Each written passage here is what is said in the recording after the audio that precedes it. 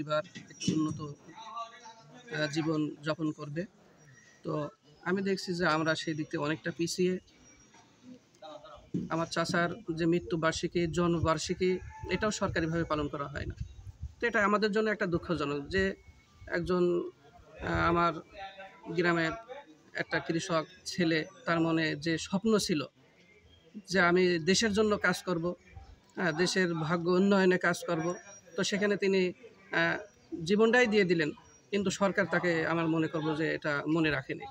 তার মৃত্যুবার্ষিকীটাও এখন সরকারিভাবে পালন করা হয় না, জন্মবার্ষিকীটাও পালন করা হয় না। এটা অত্যন্ত দুঃখজনক বিষয়। সবচেয়ে বড় কথা হলো যে এই পরিবারের একটা সরকারি চাকরি হওয়া দরকার ছিল। আমি মাস্টার্স পাস শেষ করে আমি দীর্ঘ কয়েকবার সরকার প্রধানের সাথে দেখা করেছি, মাননীয় সেনাপ্রধানের সাথে দেখা করেছি, কিন্তু দুঃখের বিষয় যে আমাদের এখনও একটা সরকারি চাকরি হয়নি। আর সবচেয়ে বড় কথা, বিশিষ্ট শহীদ হামিদুর রহমানের গ্রাম, এটা হামিদনগর নামকরণ কথা থাকলেও এটা এখনও বাস্তবায়ন হয়নি। এটা অত্যন্ত দুঃখের বিষয়। এখানে কি কি নির্মাণের প্রয়োজন আছে তার স্মৃতি রক্ষা? এখানে স্মৃতি রক্ষার্থে তার একটা স্মৃতি লাইব্রেরি আছে, লাইব্রেরির পাশে যদি একটা পর্যটন কেন্দ্র হয়, তো এখানে অনেক মানুষ তার বসতভিটা, তার জন্মভূমি দেখতে আসেন।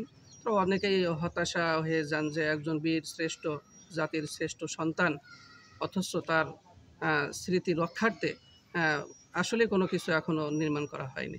তো আমি সরকারের কাছে জোর দাবি জানাচ্ছি যে এমন কিছু এখানে স্থাপন করা হোক যাতে মানুষ এসে মহান স্বাধীনতা যুদ্ধের কিছু ইতিহাস, বীরশ্রেষ্ঠ শহীদ হামিদুর রহমানের কিছু স্মৃতি বিজড়িত যে এলাকাগুলো আছে, এগুলো যাতে মানুষ দেখে একটু বুঝতে পারে যে না, এখানে এখনও সরকার এদেরকে গুরুত্ব দেয়, বীরশ্রেষ্ঠদেরকে গুরুত্ব দেয়।